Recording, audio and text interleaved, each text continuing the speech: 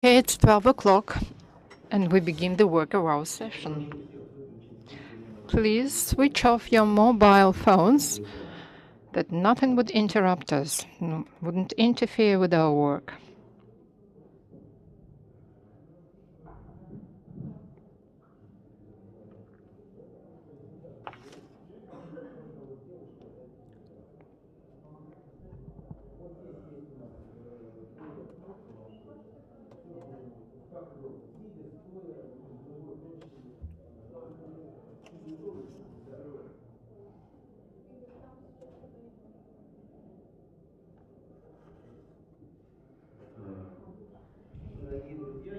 Dear friends, I'm happy to greet everybody in our session.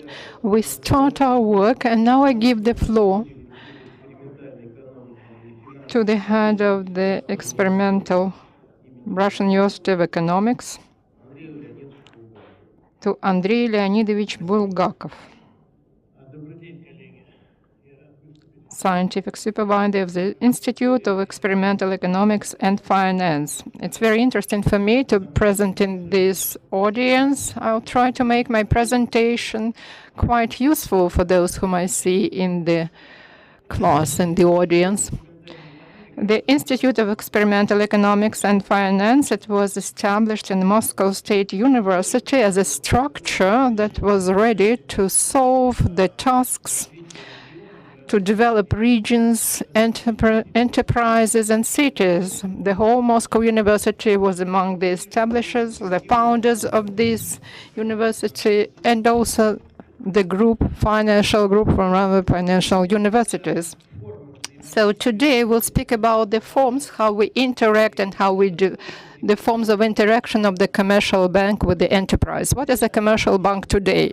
If 10 years ago for bank, the most interesting was the large and big enterprises, those who have quite a big level of the remains on their account, but now they become the oriented enterprise. The main profit to the banks come from the source that they operate with the physical entities, with the persons. For them, it's much more profitable to have 10 million people as the clients of the bank who puts $1,000 or $10,000 on their accounts than to deal with 10,000 enterprises on the average business. And I would like to speak about the main trends in 90s, in 2000 and 2023.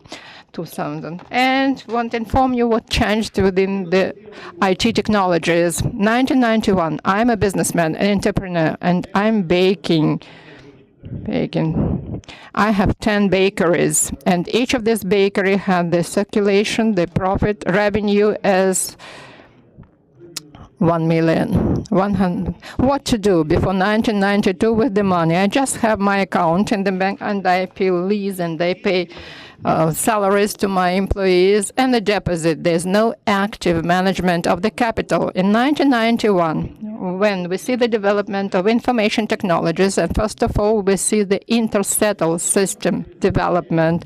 This system that was developed by the programs of the World Institute, and this system allows us in a real time to unite all stock exchanges platforms of the world. And the access to these platforms was available to the middle and average business, not for the big money, but for $5, $10 per month, and then $10 per year. Before 1991, who has the right, who can control their capital? Only big banks before, because the place on the stock exchange cost a lot, and the young boy, the broker, the specialist who applies for the purchases, it costed like $50,000 at that time. And for the small and medium business, it wasn't possible to manage their capital. In 1991, due to the development of IT and this system, Intersettle, the elementary communication platform gives us this opportunity to manage our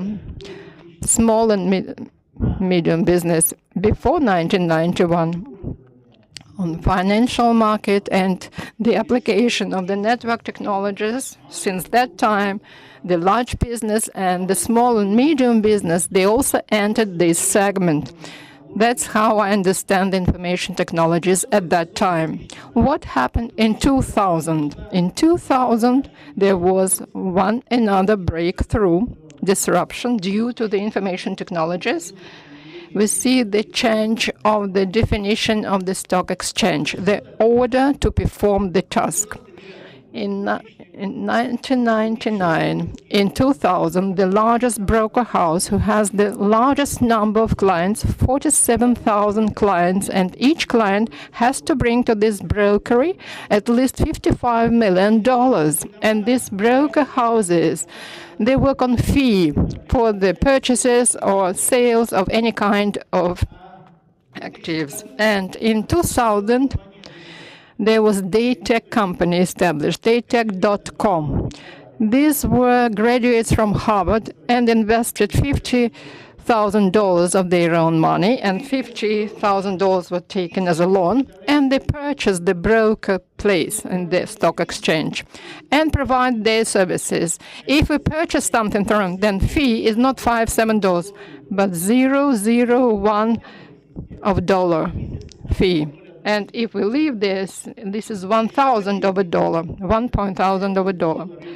And it changed the market completely. Why? Because 95% of time, financial markets are in a so-called side trend. You can see this side trend.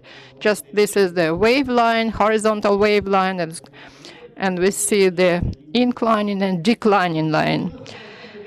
And 90% of the time, we are living in this side trend. What is this? The exchange rate of the dollar. I have $100. I have no rubles. I sell $100 at the exchange rate 70, and I earn something for my lunch. Then I want to purchase it. I purchase it at 78. This is the difference. This is the spread, 8 rubles. And this spread didn't allow for trading of the physical persons. And through 2000, the commission, SEC and SIGA, that's a commission, the fee on the bonds of the Central Bank of Europe, they changed the stock exchange. Stock exchange became the virtual environment. And here we see the appearance of new technologies, cloud technologies. And due to this, physical persons from 2000 to 2010, they all entered financial markets. Why? Because now, within this side trend, I can purchase, for example, here, if I make it a wave line, I can purchase here and I can sell it here, and the deal will take just 10-15 minutes. It means I have a chance actively manage my capital, control my capital, both for entities, legal entities, and for physical entities. What happened in 2010?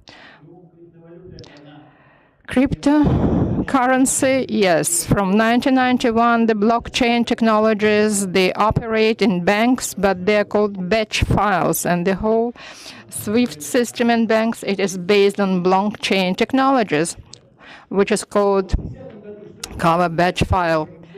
What changed in 2021? Information technology again broke the financial markets. How it happened? We saw the widespread internet. People of my age, they do remember when they have to send their thesis by internet took 5-10 minutes. But now video in TikToks we can send any moment. And this appearance of the widespread internet gave a wide range internet, gave us the opportunity in a real-time mode to implement all the deals that can be done on the financial market. And what we have from 2010, all existing concepts or automation of the enterprises, CRM and the others, they are now not efficient. Mono vendor who gives just one solution to the enterprise or to the business not always is efficient. Why? Why? Because my platform, my telephone cell platform works on one system, CRM of enterprise operates on the other platform, and to unite all this to put on one platform is very difficult. And now in 2023, we see a very powerful principle, critical change of the systems of data processing. ChatGPT system, which has been launched, and partly we formed our speech with ChatGPT. It's easy and it's very comfortable, but there's no any kind of intelligence in this system. Why the system appeared? Because in 1991, what differed me as a physical person, physical entity, from the large bank? I didn't have any information in real time. It appeared in 1991. Intercetor provided me with this. In 2000, I was able to trade within spread. I could purchase dollar at 72.5 and half an hour to sell it again at 72.5. I had this opportunity. In 2010, I received the opportunity. I had the access to the wide-range internet with the big data databases, and they started processing a big data there. I could access the cloud storage and to download not 400 megabytes. This is the maximum for Excel system. But the good databases, we have this concept of containerization, data processing in 2023. This is the time when once again we see the breakage of the finance market. What happened in 2023? What differs us persons from the large investment banks and business? The real-time mode. Yes, we can operate in this. We can trade within spread. Yes, we have an access to the open source products. We do have this access. Why in 2010 the concept of R language appeared and R package. Before there was Mudstart package and it cost $10,000.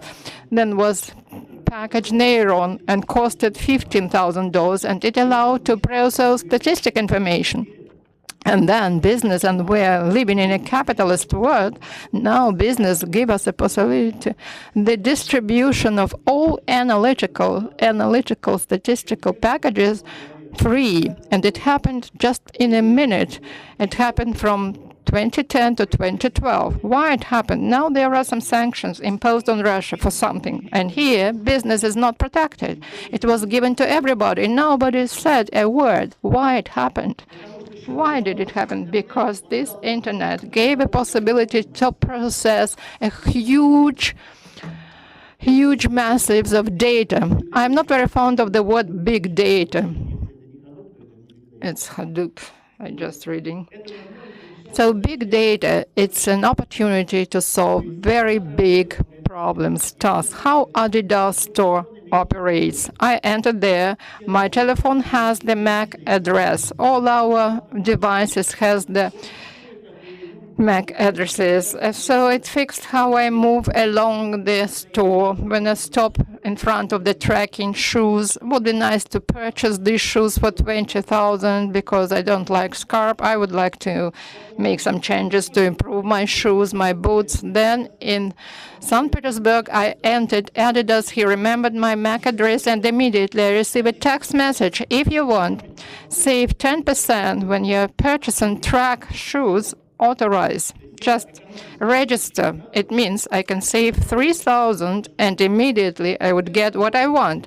So this is the work with the big data, and it requires very complicated methods of algorithmic processing. Now we have the open sourcing products, quite big one, very complicated ones. What is it? Open source product. This is the product that should be tested, and should be tested not 20 million times, not 30 million times, but 100 million times. Not a single corporation can do it, actually.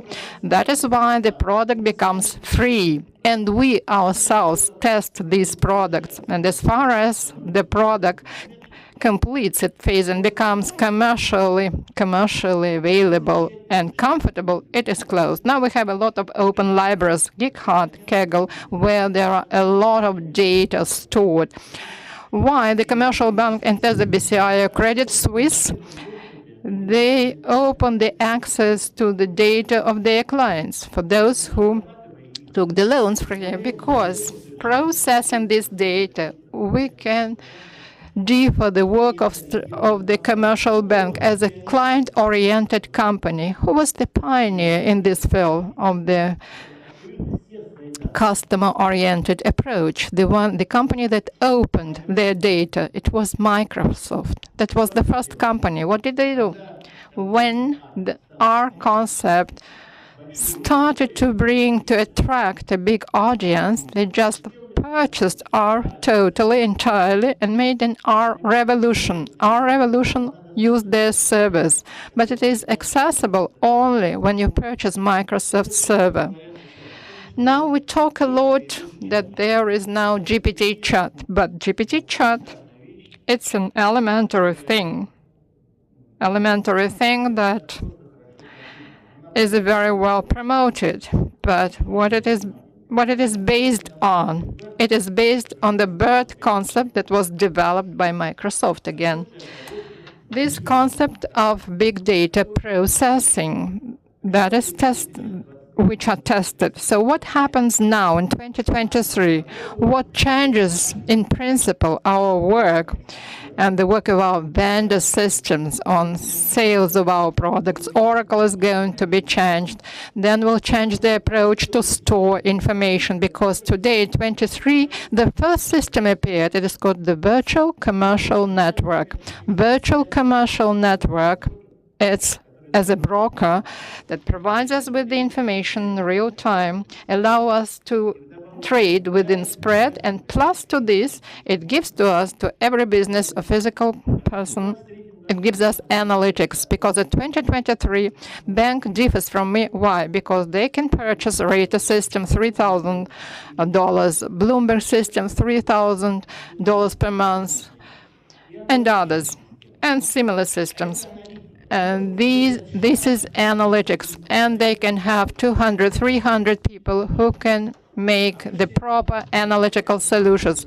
Physical person cannot do it. It's not affordable to them. And due to the development of the virtual commercial networks, we now see these analytics. It becomes open to all of us, accessible to all of us.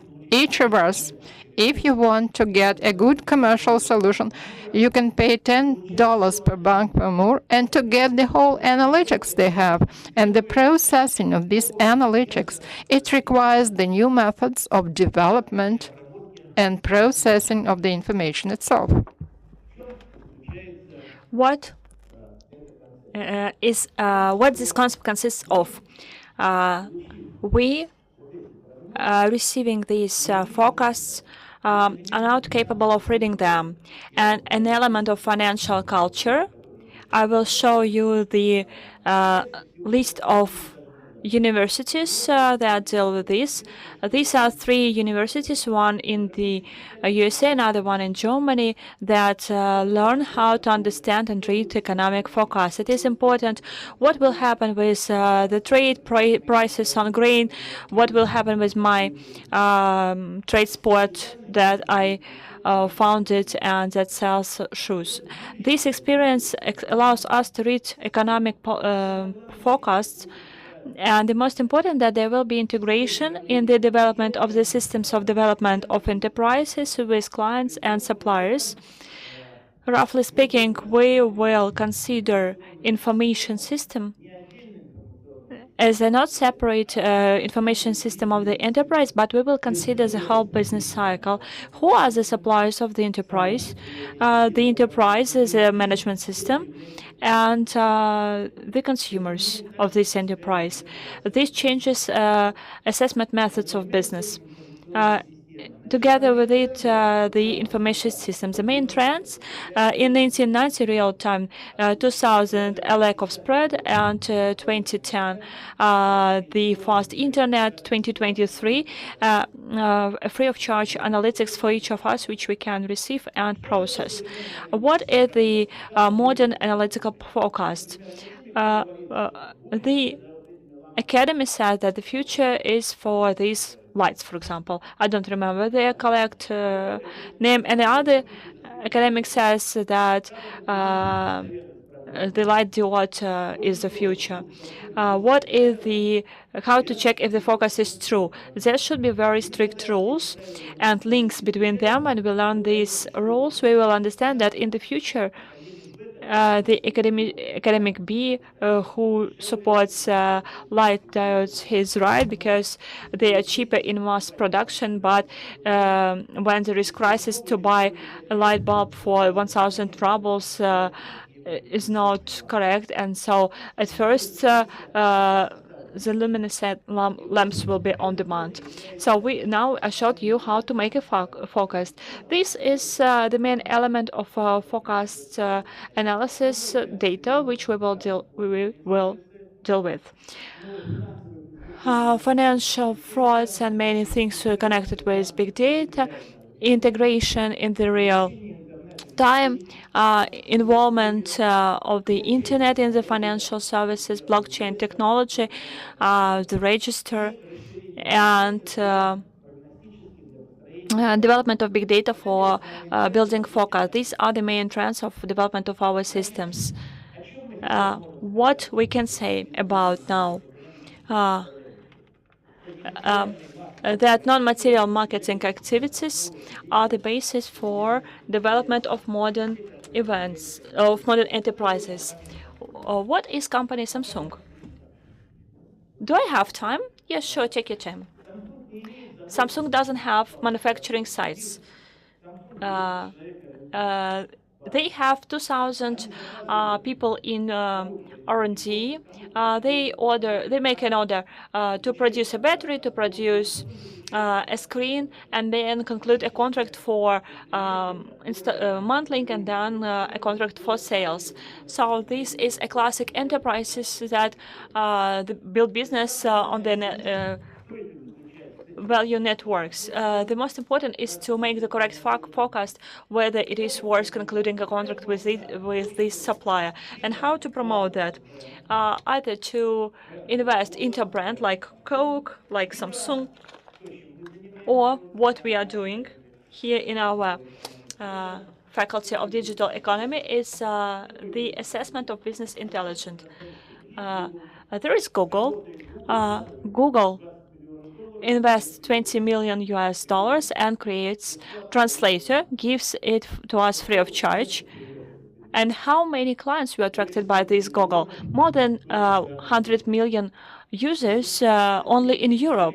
So this translator is a software that attracts and helps to hold the clients.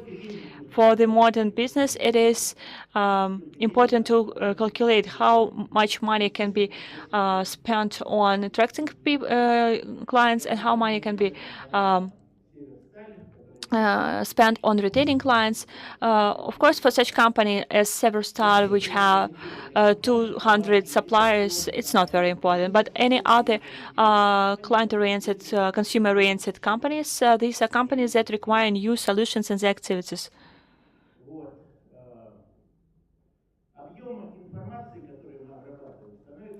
The volume of the information that we process is more and more.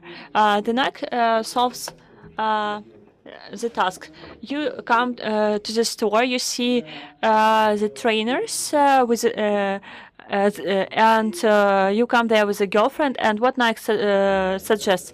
They suggest that you pay extra 10 USD and they will put the name of your girlfriend on these trainers. So this is client orientations, and there are software tools which allow you to involve your clients. And what is the modern forecast?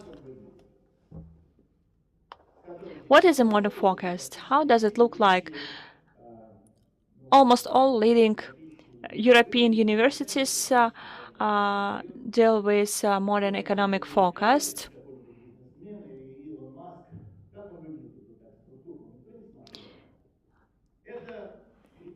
This is script on Python. One of the reasons of the Python development is that there is a huge number of libraries at Nomura, Intesa, banks. All their forecasts are made on Python scripts. No matter if we want it or not, Python, maybe in the future there will be Python Charm, because it helps to protect the operations in the memory. It becomes an element of financial culture for everybody. Whether I engaged in bakery or work in a bank. If I'm capable of reading Python script, it's a capability to read the forecast that I receive for business. I try to define the main moments of forming these systems. It is easier to form the specific tasks. Mainly, this all is implemented on Microsoft Azure system. I wouldn't like to mention classification or clusterization or reduction of description. Are there complicated algorithms in the work of ChatGPT? Are there complicated algorithms or no? Does the ChatGPT process tasks? It writes texts, it develops software. Without a mic, it is impossible to hear a question.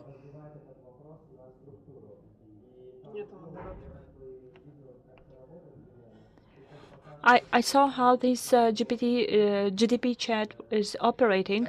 It splits a question into segments. It solves very two simple tasks. What is based on number one?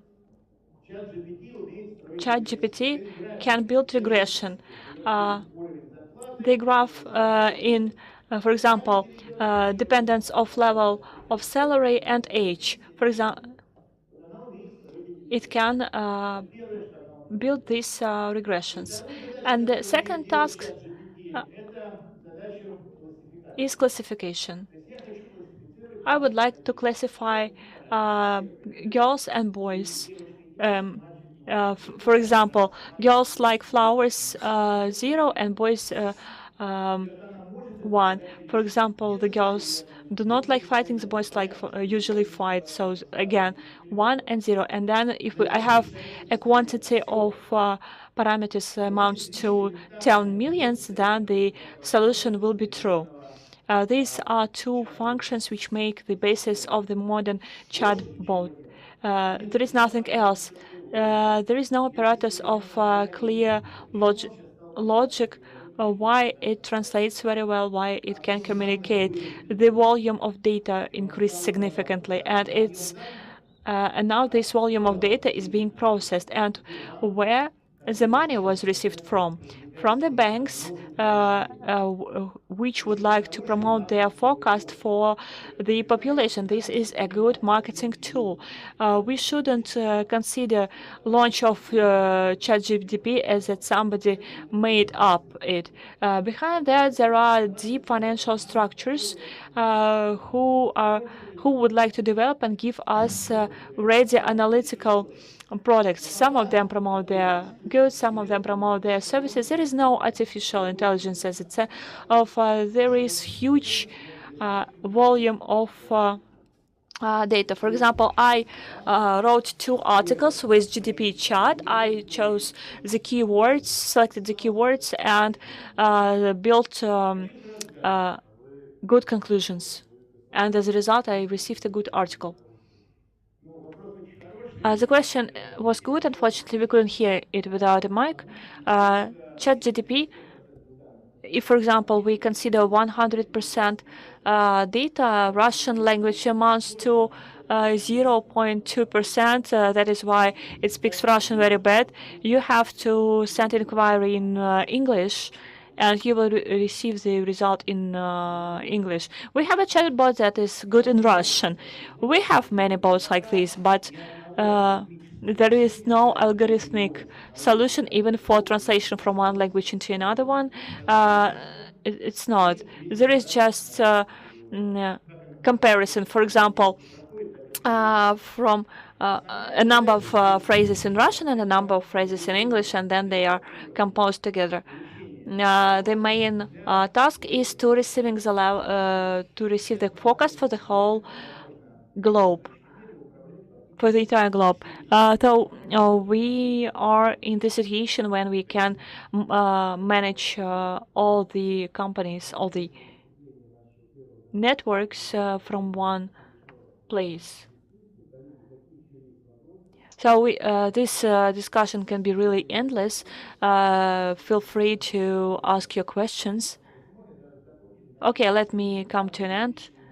There are three leading universities in the world: Chicago Booth, New Stern, and Wharton. These are three universities that process huge masses of data.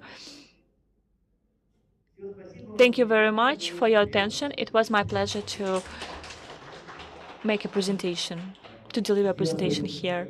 Now I would like to give the floor to our second presenter, Ruslan Okrut, Development Director of Group of Companies Vanit. Good afternoon, dear colleagues. I'm more a practitioner than, of course, I was engaged in research. I would like to give a feedback to the question which was asked about the bot in Russian, which is smarter than GDP bot. Once in 2 weeks, a new employee approaches me. He's smart, incredibly smart, and he's smarter than me, but he doesn't have enough knowledge. Being smart and having enough knowledge is not the same. We need to collect knowledge as we collect the data. I would like to go back to dive into history. The first attempt of digital transformation of business was made in 1994 when model Yatom emerged. Has anybody heard of it? I will translate and you will understand why I'm mentioning exactly this model.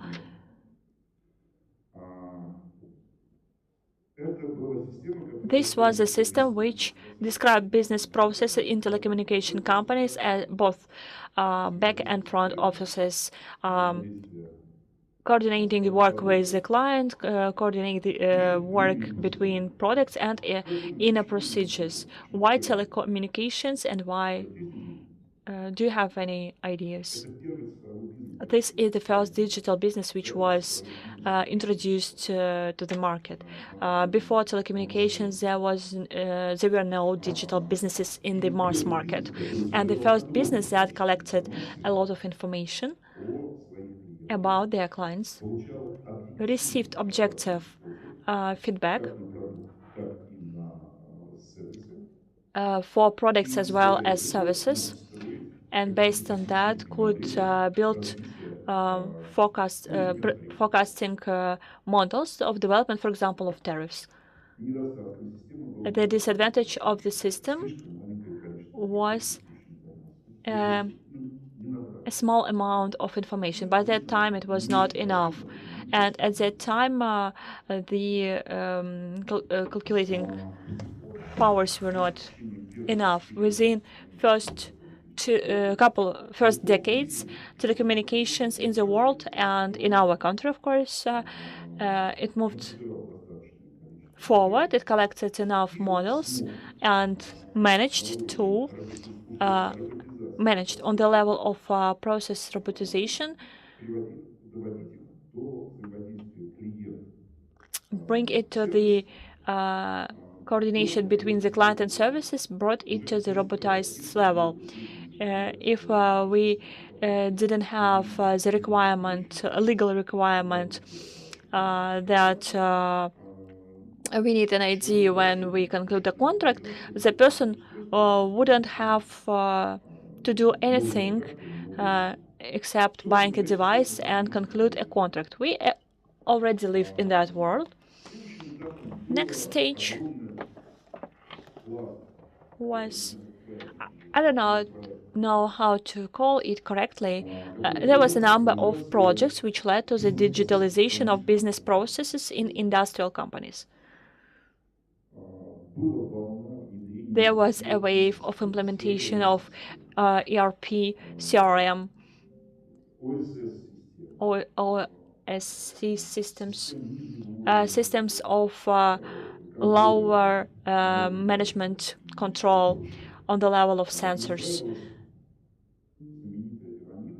And a famous pyramid was built, which received a lot of names depending where the places of its application.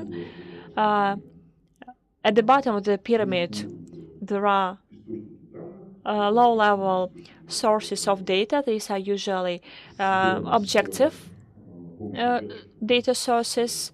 The data usually driven by the sensors or from some environment, whatever.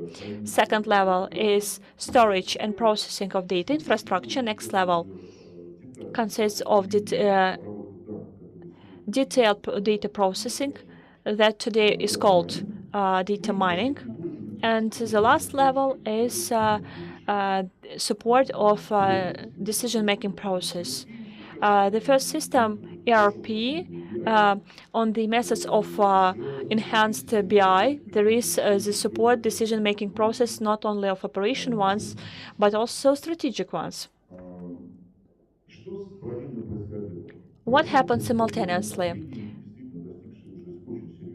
There was collecting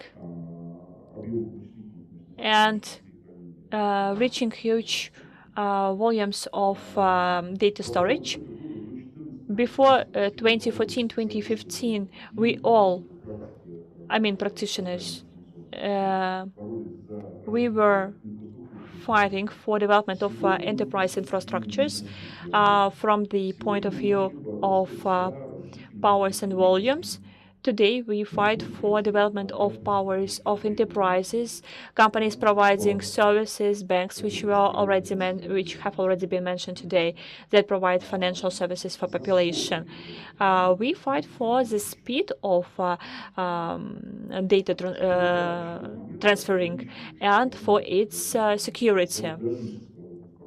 As for limiting of digital transformation, there are two issues: speed and security. Talking about security, what occurs to us? The first thing that occurs is this security of personal data. It's only a small part of security. We shouldn't forget about industrial spying, some negligence that leads to loss of data. And I wouldn't like you to have a feel that we receive somewhere from heaven. Data systems, methods, approaches to decisions, we all make up it together. Behind each analytical report, there is not only algorithm or mathematic model which a mathematician described. There is a huge amount of work of business analytics who are trying to understand what they need, what results they need, and where they need to receive the data. Speaking about volumes, we are not now discussing on our level petabytes. They become funny. We are now using all the categories of the information volumes, and all these waves, oceans, lakes, whatever. We'll come to the pools, maybe, ponds of data. Everyone wants to be involved in these processes. But the most important thing is, yes, we do have algorithm, we have methodology, yes. We have accumulated a lot of data, but it requires a very specific skills for processing and for the further analysis. This is pre-processing, want to underline, and only in this way, in the end, you will have a kind of set. Doesn't matter how you accept it as an image or figures, you'll have the set of data which will be sufficient to develop a new business or the development of the current business. You will see some quantitative characteristics, or one more thing. I have said all this, I am doing it quite quickly without the certain accents, but I want to draw your attention. Just 30 years passed. This is one generation, and in these 30 years we were able to accumulate hundreds of petabytes of data. petabytes. We now can store them, we can process them, we develop better and better models. Python today, tomorrow we'll see whatever it can be. Doesn't matter what will be the name, the approach is important. We have the models of macro programming of the high level. These are languages of a high level of programming. They allow a lot of people, those who are afraid just to come up to the electronic device before and to press a button, now they can do whatever they want. In a generation, I'm sure all of them will be able to program, to write a software and to write a script for themselves. And now I come to the most important thing as a practitioner, the practical person. This is a very big problem in development of digitalization as it is. I have enumerated several stages. I mentioned first telecom. I said one in terms of technology. It was the first one, the first place where digitalization was applied, and we see the business transformation, digital business transformation. Very low competition, a lot of free space for the development of this market, big money that people were ready to invest into developing of these tools. Now let's look where today we can see the main activity in terms of digital transformation. Can you tell me? Maybe someone can tell me where it is. Education, fully agree. Any other? Finance, yes. Financial service, retail financial services, yes, true. More? Could you name more? Entertainment, leisure, where you live, the majority of you, yeah? Education, I would a little bit enlarge this notion, because it's not only education, this is the training, knowledge, and e-trade in any way. E-trade, you see, we have a greatest number now. It's endless number of this. Of course, it's great because we hear a lot of competitors and tough competition, but I know how they do, because they take from the same manufacturers, they're using the same logistic suppliers. So how it works, I don't know. Logistic chains are the same. I don't understand how it works, but it works.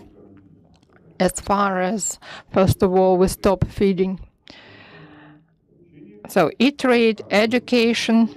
I have forgotten one more sector. These are state services. At least in our country, state services, they are transformed for digitalization, and we are doing a lot in this field. And a lot of resources are invested there. Moscow government, for example, in their budget, they have an enormous, huge budget for this. And normally, I could say it used rather efficiently, this budget and money. Education, training, financial services, and entertainment. That's how I put them. This is not the volume of the market itself, not the market share. Why these sectors in particular? The answer is very easy. We can do it together. New markets. They are free, still free, a lot of investments. And if we compare it with the telecom investments, here we see a very low share of the capital at the start that you had to invest. If you have an infrastructure already, then investments should be done only into the development. That is all. And the result, the outcome of this, people are ready to invest 20, much more than that. They are ready to invest $100 million and to provide the results of the operation of these products free of charge. Let's now think and assess the margin of these projects, because product is not just you develop it and put it, locate it. You have to support it. You have to develop the product. Yeah, it's not just one-time action, and also requires its money in its life cycle. And the reason is there's a novelty. There is an opportunity to enter the new, to occupy the new market niche, the ones we haven't noticed before even. And as a result, huge investments, which is one of the main drivers in economy. Thus, I try to show you the problems, where I see the problems. The thing is that everything develops here, fortunately or unfortunately, I don't know. So it develops reasons why it became possible now, why we can go into machine learning now, how we do it now. The reason is very simple. We have accumulated a lot of information. Thus, there is a quantitative change, quantitative transformation. And in the last 10 years, even less than 10 years, practically everyone now have a device to work with this information. All of us have these cell phones and interface to this system. We have this interface that we can work with these systems. We are always in our gadgets, in our devices, in our cell phones. We're already zombie in terms of information. And accordingly, where is the problem? The basic problem is data is analyzed by people. Although we say it's data mining and is robotized, but as a matter of fact, the releasing editor is a man. What this person needs, then there will be the results. The results will depend on this. They will be interpreted in the way of the needs of this person. Then the limitation for a long time, and I don't know when we overcome this in 3 or 4 generations, will be limited by the interfaces of receive and transmit. You know, the man is always an element of the system. We are the subject of the system, sometimes subject, sometimes object of the system. As a result, our vision, our hearing, and the other organs of perceiving the information, they are restricted in the certain range. Yeah, we need the certain sizes, frequencies in order to see and hear and so on. And this is the weakness of electronic systems, as it was mentioned before. And I support this standpoint. We haven't covered the road in order to collect enough quantity and to find ourselves on the next level for artificial intelligence. Still, it's a long way to this. What we now call artificial intelligence, whether called smart or not smart, this is just our human effort to interpret something, some kind of phenomena. And to confirm some of my ideas, I would like to give you some examples of the projects that I view as a attractive one and a beautiful one. I'll give you the examples in different sectors of industry, in industrial sectors, mass market. First example, first case, which I like very much. I'm very fond of this case. It was implemented several times by several companies in different formats. This is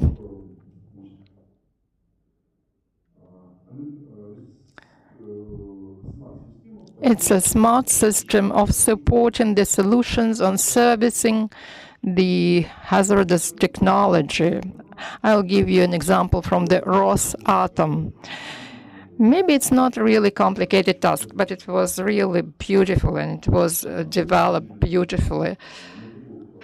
When we service the energy blocks of the nuclear power stations, they all have a lot of sensors, and they control every parameter in these blocks. They control everything. And of course, information from these sensors is centralized to the certain nodes where it is archived and stored, and in dispatching room it can be seen. There is some kind of emergency. We see the failure of the certain unit in this that can cause the failure of the power station itself, like the minimum Fukushima version. And we know what happens because of this. And it's clear this is hundreds or 10,000s of lives of people. It's clear that we destroyed the territories, the land for many years. I don't know for how long they can be used. In Chernobyl is for 25, 30 years.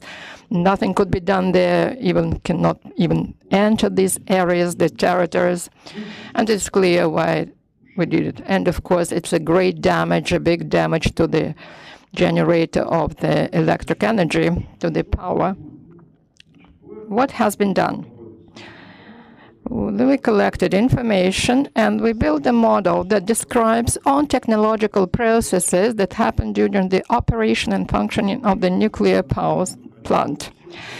All the parameters, they were given the standards, and as far they skirted the norms the established ranges, it was immediately with the additional ways of notification, they come to this equipment, part of equipment. Then people fixed something and they fixed this unit or this equipment, and then they issued a report, kind of subjective report, according to the certain form. After that, this report, with the sequence of actions that were performed during the fixation of this problem, this report was also put into this system. Thus, we form a kind of database, knowledge database. As far as we have like dozens of these nuclear power plants,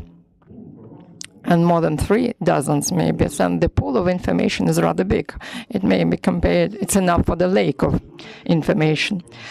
As a result, this information is accessible by the services, security services of the other nuclear plants, and as far as they found themselves in the same situation, and during following the steps of the objective triggers, and they see that they are in the same situation, in advance they were aware what to do. They were ready for this. But the most important step, there was one more step, quite more important. The collected information, including the ways how to fix it, it was given to the designers, who introduced the changes into the design of the equipment that is used at these plants. They manufactured the new version, and it was taken into account while they were manufacturing this equipment, and thus it brings to the reduction of the failures and emergency situation at the plants. Why I gave you this example? A very close example may be related to the aircrafts. For instance, we have a 2-hour flight. During any 2-hour flight, any airplane of any kind of manufacturer in any country brings with it to the aeroflot of destination, it brings with it information about minimum 2-3 dozens of failures which appeared during the flight. It never less than 2-3 dozens, and they should be eliminated after the flight in the pre-flight preparation of the air carrier. So it's another project, and this is a project which will be implemented together with UNESCO and another very esteemed people. This project is called Go Russia. Nobody heard about it, nobody saw it, so idea appeared quite a long time ago. Several applications were used to this, and these applications provided the information about the past of the certain objects or event or human being or whatever. And as a result, they appeared an idea to have either a horse or a deer and to create a system online over excursions and travels. It doesn't matter what region we are talking about. And then to unite it online and offline projects, to bring it as a knowledge database, to have the so-called authorized or personalized excursions and tours. In Moscow, for instance, we have Philip Smirnov, a guide, well-known guide. He knows everything about Moscow. I don't know a person who knows more than him. So his tours, Moscow tours, will be included into this knowledge database. You can either listen to these tours, there will be VR, it will be accompanied with the VR, but we are going to work on this still, and it will take time. And the person who comes to Moscow can order these tours with a live guide. Of course, the person can order anything they want to any kind of event. Also, they can have an accommodation, reserve an accommodation. If it's a car traveling, then you may take into account the optimal route, taking into account the points that he wants to visit it, and also where he wants to dwell, with the service support where they mention the places or car service or any kind of hospitals or polyclinics if they are required, also where you can stop to have something to eat, cafeterias, cafes, and also he can switch on some, device that will tell you, look to the right, you will see some specific place with some additional information. So this is the project which is at the beginning now, at the start, that I think by the end of this year we'll have the first prototype. Of course, it's going to be multi-language with the text, with the voice, and gives you a lot of information. So I think we will support at least 20 languages. So this is, in short, some examples. This is the classical business or digital transformation when our events, our qualitative actions, offline actions, we start digitalize them. We transfer them as a replica, as a clay into the digits. We have the digital twin of this, or clone of these actions or events. If you have this digital twin, you know what you will do in this or that situation. As a rule, you know. Accordingly, the opportunities or possibilities for the further robotization and development of a real artificial intelligence become more and more real. And I would like to sum up with what I have started with. Nothing is coming us from the heaven, from the display by the application. Everything was done by a human being. It not appears by itself. So choose what you want to do, what you want to be involved in, and there are a lot of tools now at your disposal. Please. Thank you. Any questions, please? Thank you. Starygin, I'm from the chair of advertising. Thank you very much for this very interesting, very detailed presentation. And for your presentation, I have a very practical question. I just like your idea, and I want to continue it. Together with my students, we do a kind of marketing or promotion campaigns, and we face the problem of interpretation of the data that we collected as a result of the survey. And we know how to do it, and we get some data, some maybe not big data, but we do have some data. And you said that there is, or there maybe will be, some tools that will allow us to make the business prediction models according to the certain request as a kind of search engine. We can understand how this sphere will develop in future. Thank you. Maybe we cannot compare it to a search engine. When you introduce, you enter the certain conditions, and as a result, you get the answer. I don't think it will be very similar to this. Isaac Asimov said that the solution of every problem is a linguistic one, to interpret it from the language of testing the task to the language of its implementation. So it wasn't Asimov, it was Stanislav Lem. Okay. Yeah, Stanislav Lem. I have forgotten. He is younger than me, so he remembers better. So there are OSS systems and BSS system, the system of supporting the decision-making process, and it's obvious that in the element which is related to the results of the advertising campaign or marketing campaign, once again, whether it's marketing or promotion campaign, promotion, it's a part of the marketing campaign. Okay, marketing is a part of promotion, or vice versa. So this is rather serious, not less than 30 or 50%. That's an element, this information which we need to use for our decision-making process. The others that about the possibility to produce services, the presence of competences, certain competences.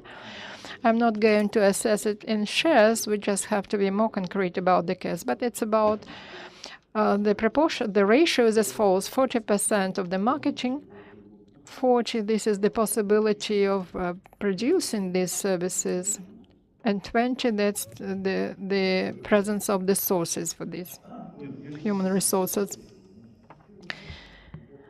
There are systems that are already well developed and they can have all this data. You can enter all this data. If you look at PSS, you will see OSS. Business OSS, it means operation. Operation support system or business support system, BSS or OSS. And also recommend you to look at the following.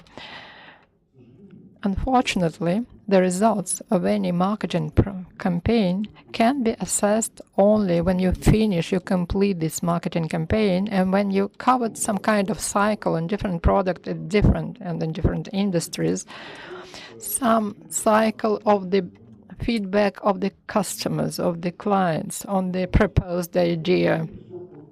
This should be done only post factum, so-called. When we're talking about the market, we are following it. We are catching back at least at one step when we set the task and when we make the results, make the conclusions. You see, the sooner you interpret the results, the less time it will take to receive the feedback. I can use the microphone. There is already a prepared implementation by Association of European Bank. This is the system. If we exchange cell phones numbers, I'll provide you this information. What European banks do? They united all the information about their consumers. For instance, you want to open the factory in München. Then you get the information about all the factories that are involved in the same type of production. And from the point of dislocation, you can even calculate the transportation costs for the shipments for 5 kilometers, for 10 kilometers, and also they define the area where you can perform the sales. And this is one of the greatest examples of the processing of big data that works perfectly. And also you can have the information about your founders, co-founders, about your education and so on. Everything is given to you. And the most interesting thing, even now in Russia, we have a company with the founding capital, with the information about us, and you can get the information about our company in the EBIS system, about our capital, about our education, the entire information, all our life cycle of the company. You can find it, say it works, even in our realities. It works today also. Thank you very much, Ruslan. There is a question from the audience. On the point, from the business point of view,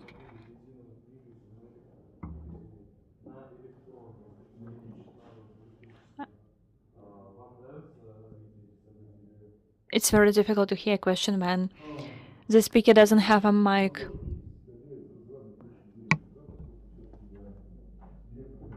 I'm the development director.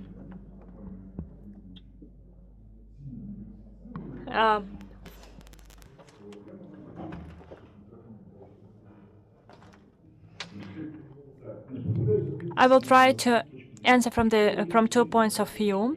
The first point of view, I think that using electric vehicles, it's a very good idea, and it's a good step in the evolution of transport vehicles development. It will be a philosophical answer.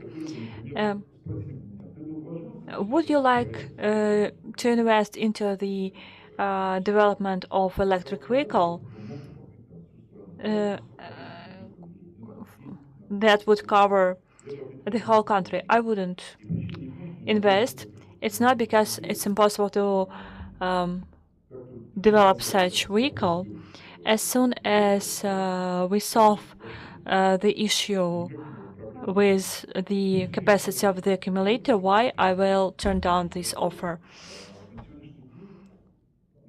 Nowadays, we do not have manufacturing sites that are capable of manufacturing such number of batteries, such number of accumulators. For example, for Russia, it would be 15 million vehicles. It would take us about 20 years.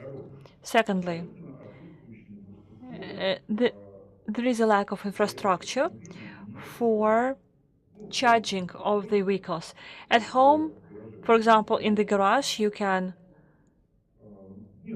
apply the socket. For example, in Moscow, there are many charging stations, and you can use we can use a generator in the trunk.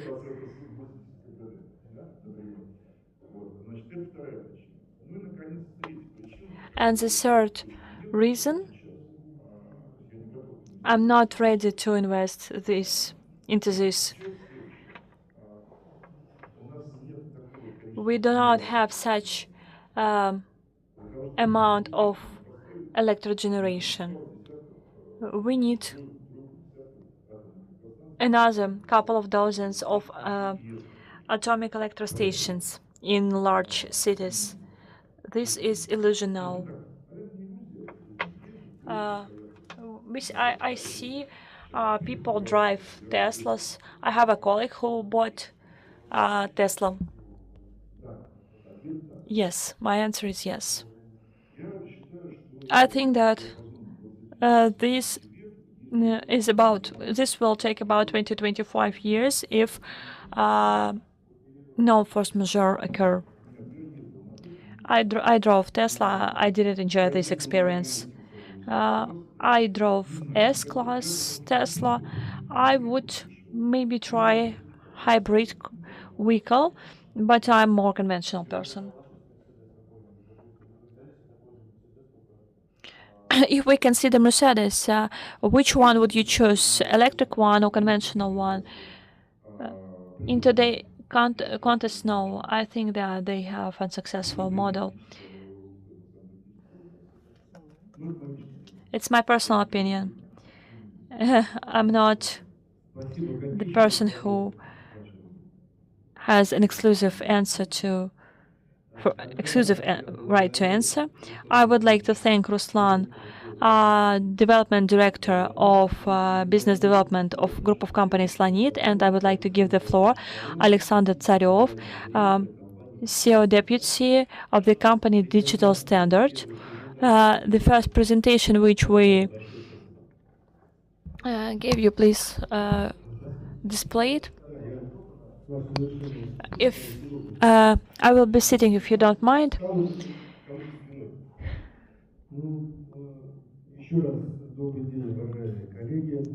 Good afternoon, dear colleagues. I would like to congratulate the organizers and participants of such event that is taking place today, and the results should be, of course, positive. In my today presentation, I would like to raise the following question. We all hear the question of digitalization topic.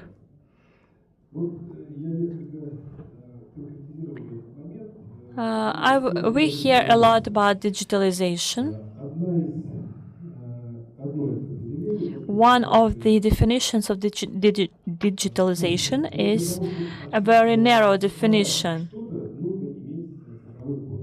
In order to digitalize something, we need a digital code. We need to have an ID for that.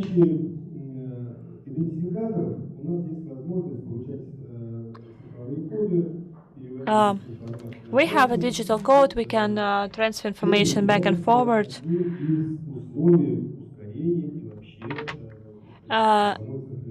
This is an element of accelerating and digitalization. This is a clear question, but it's not clear up to the end. I mean the question.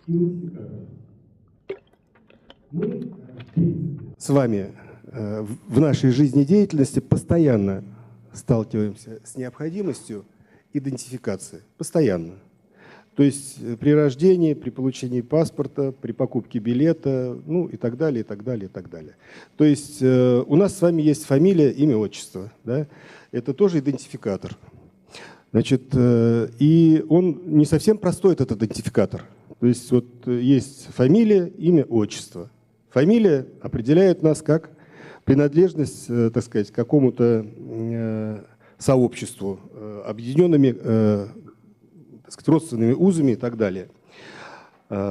Отчество говорит о том, что у нас есть вот в этом сообществе человек, который имеет к нам непрямое, непосредственное отношение, так сказать, нашего рождения.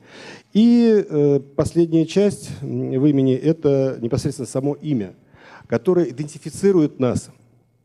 И при наличии вот остальных составных частей можно идентифицировать человека. Но ведь на самом деле этот вопрос достаточно такой растянутый. Вот насколько можно его идентифицировать? Ну, для каких-то нужд можно. Вот. Но помимо характеристик, так сказать, принадлежности семейных отношений, у него еще есть и физиологические, так сказать, и какие-то другие параметры, которые не отражают вот этот идентификатор. Ну, в данном случае, если мы говорим о физических и физиологических моментах, ну, можно представить, что дактилоскопия может не каким-то образом, а конкретно идентифицировать человека вот по признакам биологическим, так сказать, и так далее. Ну, ведь нас с вами не идентифицируют по дактилоскопии при получении пенсии там, или там, при предъявлении паспорта, там, где есть необходимость идентификации. То есть каждая из вариантов идентификации, так сказать, несет в себе определенные задачи и используется в соответствии с этим. Вот теперь перейдем непосредственно к цифровизации экономики. Я в данном случае говорю о объектах учета. Учета продуктах экономической деятельности, которые учитываются в наших бухгалтериях. Каждое предприятие имеет свою бухгалтерию. И на каждом предприятии, прежде чем начать организовать систему учета, составляется номенклатурный перечень. Если кто-то... Сейчас мы подойдем к этому.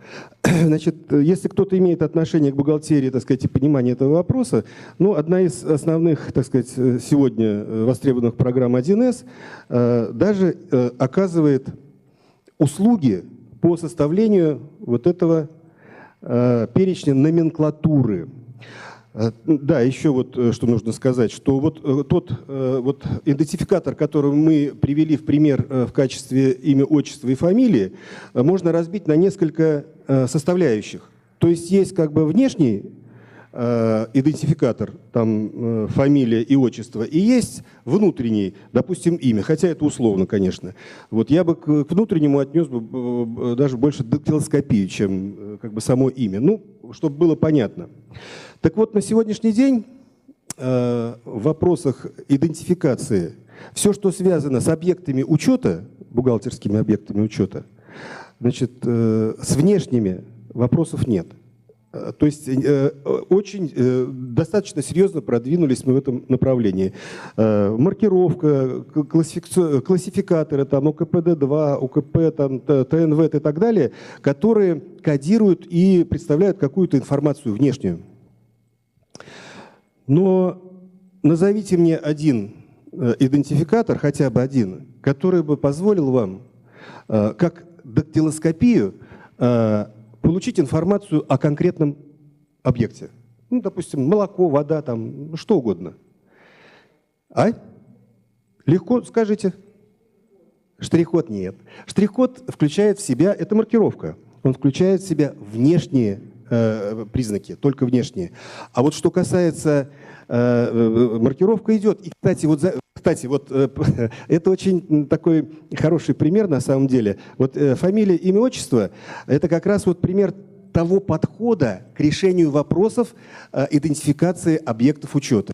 Вот имя ведь нам не дает ничего, просто одно имя, а вот совместно с фамилией, с отчеством уже конкретизируется, то есть уже становится более качественный именно момент идентификации, но он не конечный, правильно? Что-что? И вот сейчас расширение вот этих внешних признаков, извините, оно, конечно, ведет к уточнению идентификации, но не к конечному продукту. То есть я могу сказать, что внутреннего вот этого кода на сегодняшний день нет ни одного идентификатора, который вот именно описывал бы вот без внешних признаков, без фамилии, без отчества, а вот дактилоскопического как бы идентификатора относительно продуктов нет. Сомневаетесь? Как? ДНК. Совершенно верно. На атомарном уровне нет. Вот я как раз со своей командой, ну, мы, конечно, все утрируем.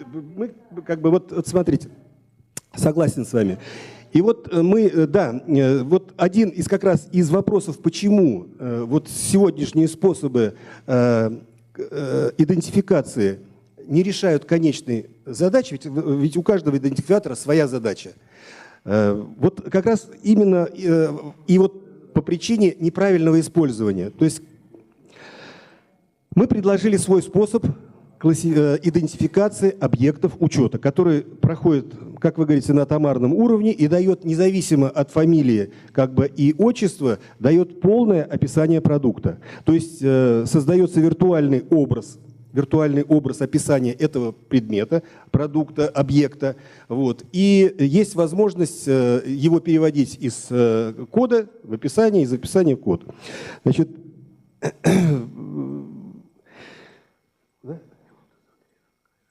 Хорошо.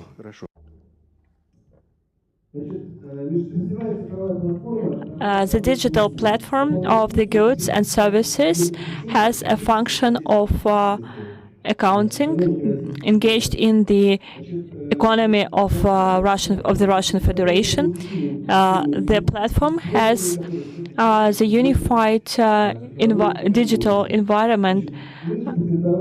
We have invention. This platform consists of the invention of the software which we received certificate on and database. There is a description of it, but we will not go in for details. And there is a register of the list of goods and services. I started my presentation with the fact that each subject is making a list of goods and services themselves. Making a list of objects, in order to make a list of objects, you need a lot of knowledge like accounting, economic, financial, marketing, and so on. As a rule, an accountant is responsible for making this list, and then all participants of process apply this.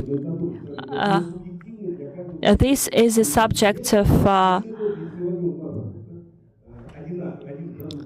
opinion. For example, if we consider the same product manufactured at different or at the same enterprise, in each separate enterprise, it will be the implementation.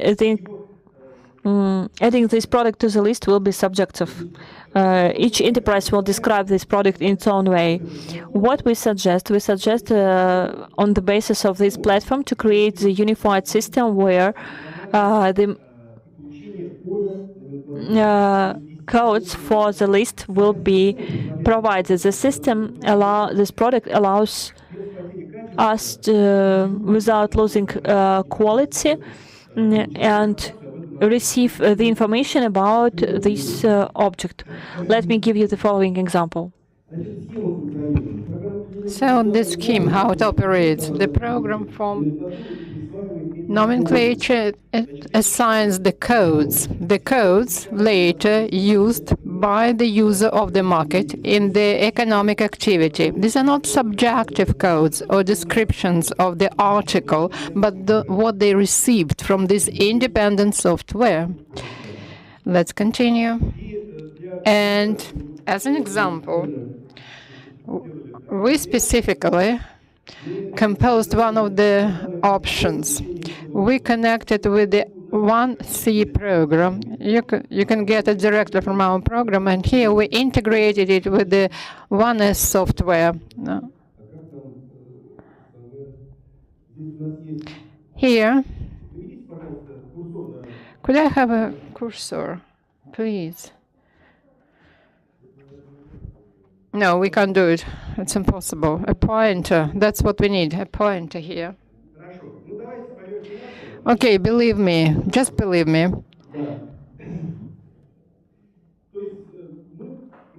We propose to identify this entire internal object that can be used by all the participants of the market. Not a single person developed this before. КТРУ, it's in a unified information system. It's coding, and they have the catalog of activities and services and goods, which is used at the state tenders and purchases, but its information about these goods has the ranges, the ranges of characteristics, not the certain attribute, but the ranges of characteristics. Okay, we're not talking about the orders and laws. KPD2, they also classify in codes. There is the ended branch on KPD. This is the syringes, canoes, and catheters. Only in one syringe. When you see the description of the syringe, there are 25 millions of different, not a single classificator, not КТРУ, not any other one will give you the full description of this product.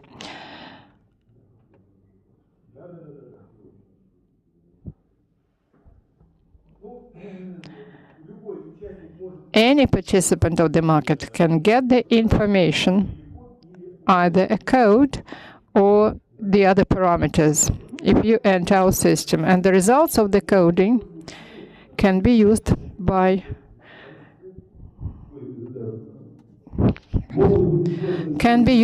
all subjects of the economy in the Russian Federation, in the digital formats and in the economic activity. State regulation, state purchasing, analytics, marketing, certification, standardization, logistics, marking, labeling. Digital platforms, they provide horizontal integration of the information systems in the market, and anyone can enter the platform.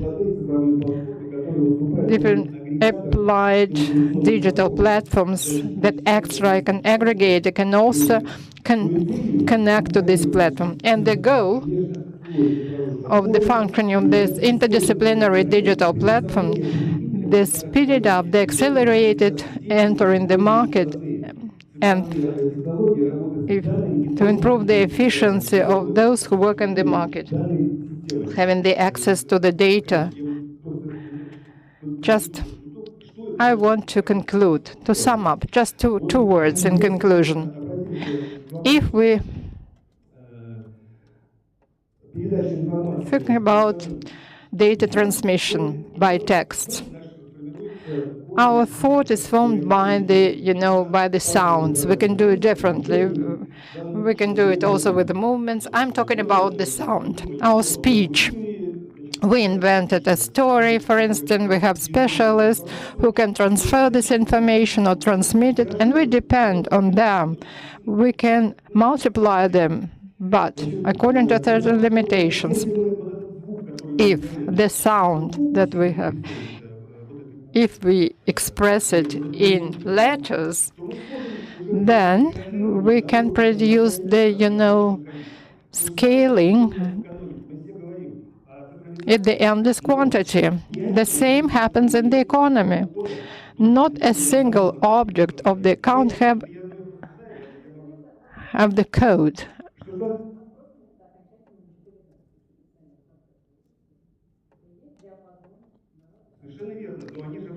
Yes, you see, they are in different state. For identification and for the tasks that we set for digitalization in the economy and the further programming, this will be enough. This product gives us this opportunity to assign the code that then can be transformed from description into code and vice versa. And this code may be either multiplied in a written way, or it can be used in the programming for the...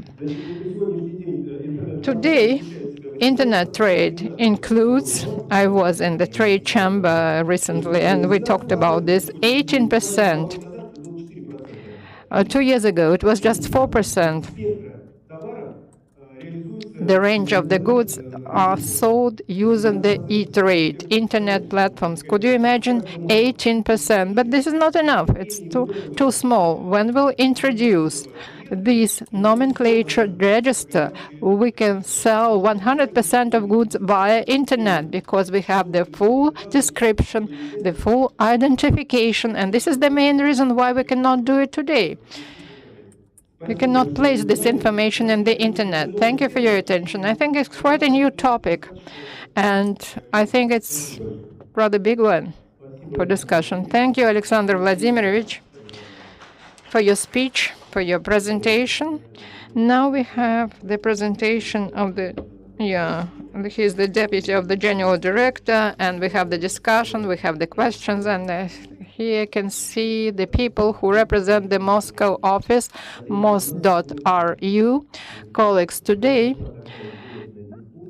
we see a very interesting discussion. We still have 2 minutes, by the way.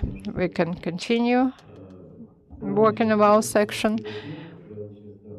Data from the Research Institute of the 21st Century. I just want to give the floor to one of our other speakers. Ruslan Vladimirovich was talking about the people who are making decisions on different levels of management.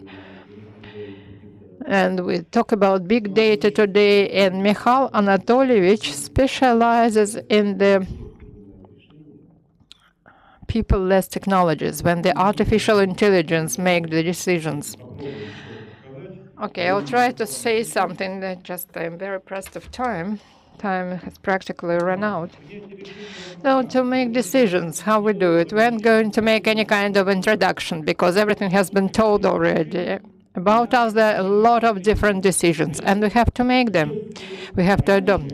If before, to make a decision, a person had enough time, rather long time they have for making decisions. Why? Because transaction losses, when we have to send information, to collection information, systematization of information was much higher than what we have now. Today, the system of support and the decision-making process give this ready-made information. And even we look at the DIC concept, our systems of forming and execution of the task, we do have them. These are the systems that provide you with the ready-made solutions, and just the person have to select from what they have, from these decisions. And in parallel, of course, person has the right to form the alternative solutions. This is on the one hand. On the other hand, there are a big number of solutions. It's a classical scheme that you see on the screen.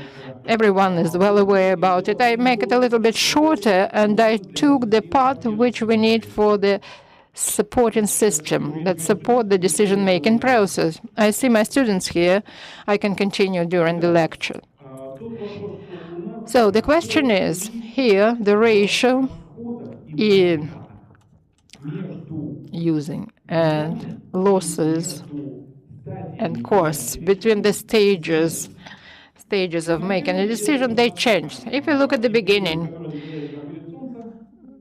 and the Rome Empire, for the document to pass from one end of the empire to the other end, like historians, they still are arguing this, disputing this issue, but they name the period 1 year. Some of them say a little bit longer than a year, the others said less than a year, but on average. For instance, if a person receives a request and will think on it for 10 minutes or 2 days, in a scale of a year, Does it make any difference? I think no. Now you all have cell phones at hands. Why? Because you don't want to be out of information field. And if you receive a request and you didn't answer it in 3 minutes, then already why? Why you aren't answering me? Aren't you answering? It means that the time to make a decision today becomes much more shorter.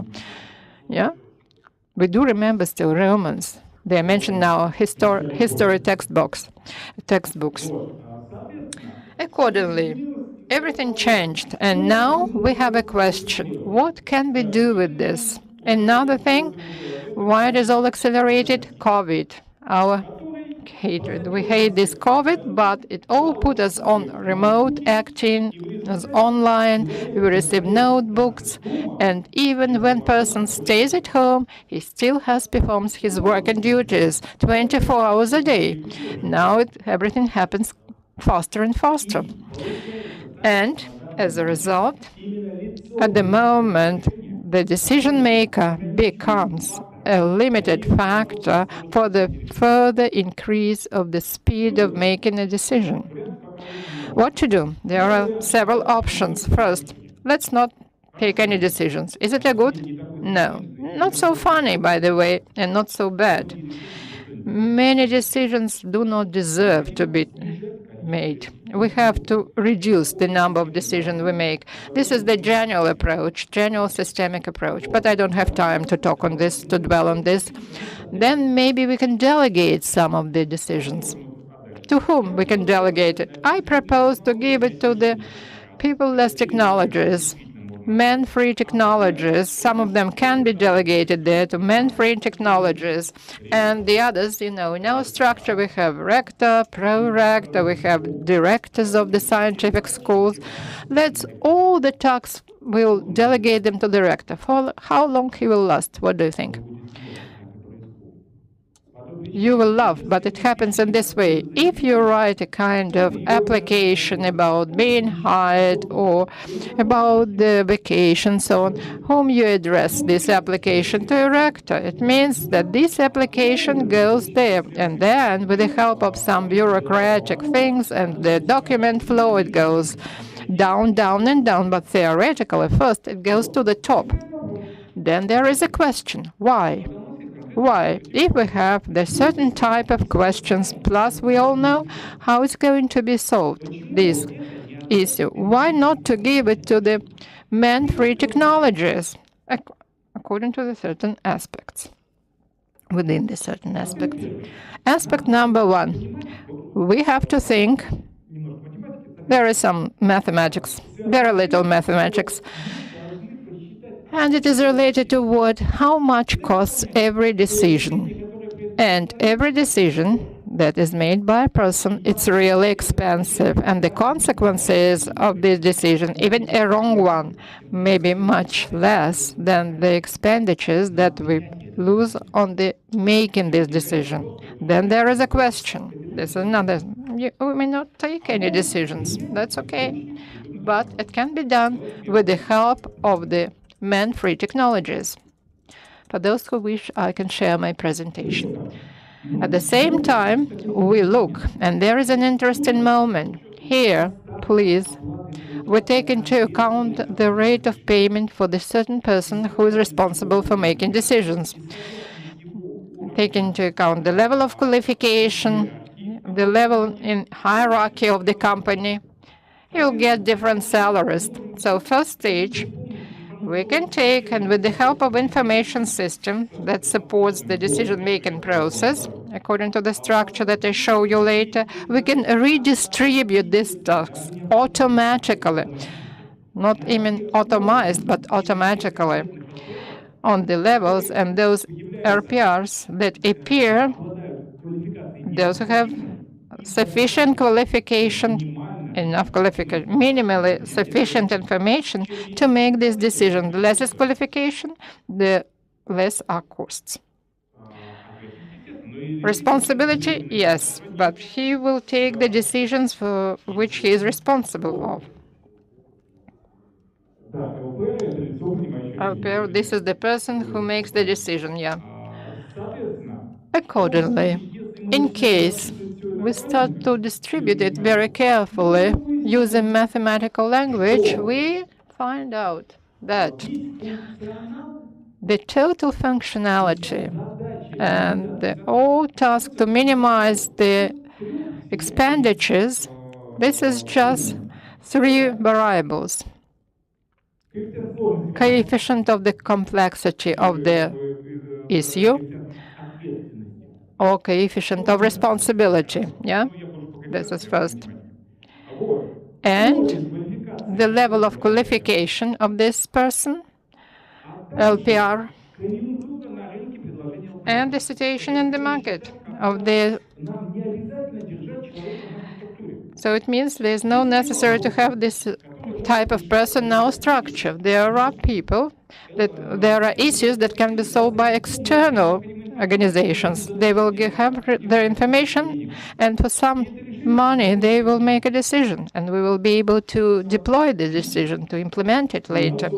It's not outsourcing, it's a stock exchange.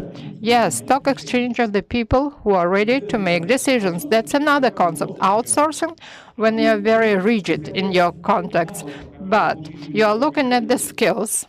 Looking at the skills that people obtained during COVID, then you can attract people from the entire market, and for the time that can be limited even to one decision. Why not? Why should we have in our staff and our payroll a big number of people, which we use maybe once in a year? We don't, but now it happens like this. General algorithm or the structure that we propose consists of that after collecting and primary processing of the information, and the modern people do it quite successfully, we put the model of applying the man-free technologies of decision-making. And here there are just 2 answers, yes or no. Yes, no. If it is no, then we cannot apply this man-free technology. Then we transmit this data to the man-free technologies. And at the same time, we delegate it to a person. And then the 3rd block from the very beginning is done by him. And then the person makes a decision, and the man-free technology make a decision. And we have the block of comparison and statistic collection. And from this, we have the accuracy coefficient on decision making. And on every class and type of issues or questions, we have the accuracy coefficient. And this coefficient allows us to define whether this type of decision of this level of responsibility with these consequences and with this, timelines can be delegated to the man-free technologies. Accordingly, we have to consider if implementation of this system is necessary or not. Whether it is worth doing or not. I'm not going to torture you because on my slides I have a lot of formulas. As a result, we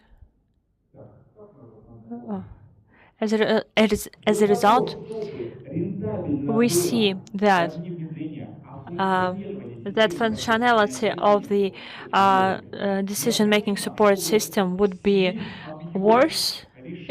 The entire volume of decisions taken thanks to the non-human technologies, we need the same volume. I see that this explanation is very difficult for you. We have a volume of a number of solutions on the as a forecast. Part of it based on how developed our system is, what kind of experience this system has. We can part of this give to the system and part to the people. The reduction of the cost transferred to the technologies decisions, this our profit, it should be equal to all costs spent on solving all questions via these technologies. This is if the result will be higher, it will be profitable. Let me come to an end because I don't have much time. If you have any questions, feel free to ask them.